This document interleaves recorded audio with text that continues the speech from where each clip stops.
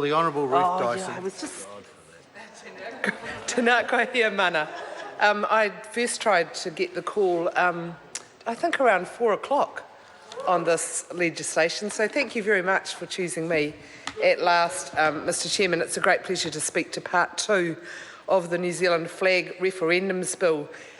It's Te Reo Māori week, we all know, and I think it's been one of the better weeks for celebrating Māori language that we've had in this Parliament. A lot of really excellent contributions. So I'll acknowledge Wiremu Pakeha, whose name is on the New Zealand Flag Referendum Bill, but I've also heard it described during the debate, not yet on part 2, but now to be on part 2, as the kaupapa whakapiha in the name of Hone Ki, and that's spelt K-I, not K-E-Y, which is, of course, the vanity project of the Prime Minister.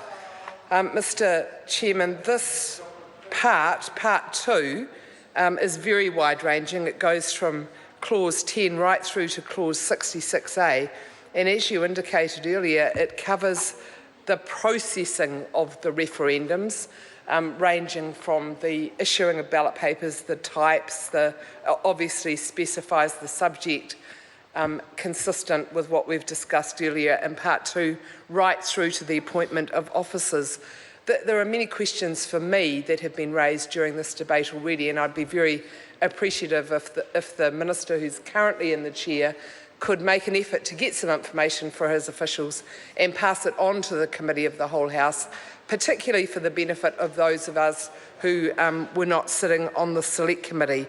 I'm really interested as to why we seem to have brand new provisions in this part relating to issues that have arisen in numerous other voting procedures.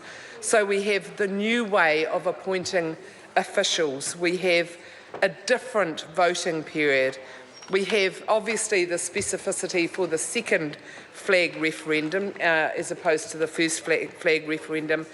That's understandable because we haven't had a flag referendum before. But why do we have, for example, the new dispatching provisions of voting papers?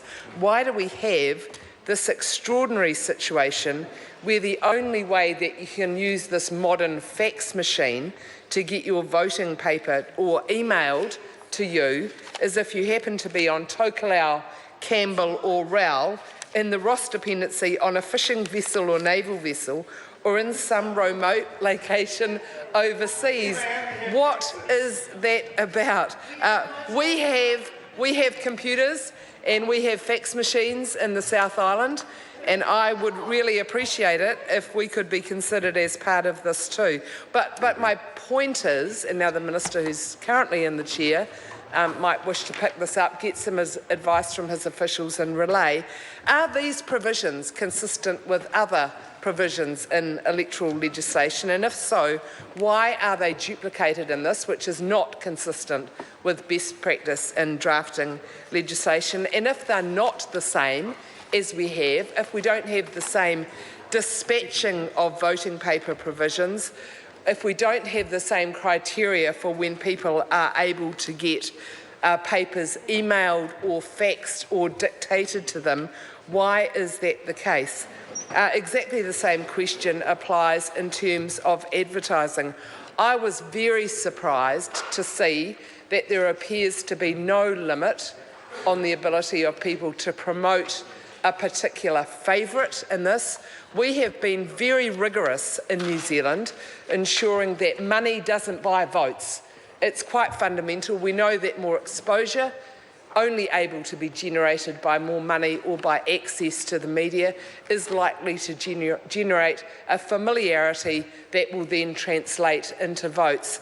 So why don't we have in this legislation any advertising curtailment, any limit on the amount of money that can be spent, and not only a limit on that during the period leading into the referendum, but what about when the panel of 12 people, I think it is, that have been so busy spending taxpayers' money, having meetings all around the country, What about when they choose their top 4 flags?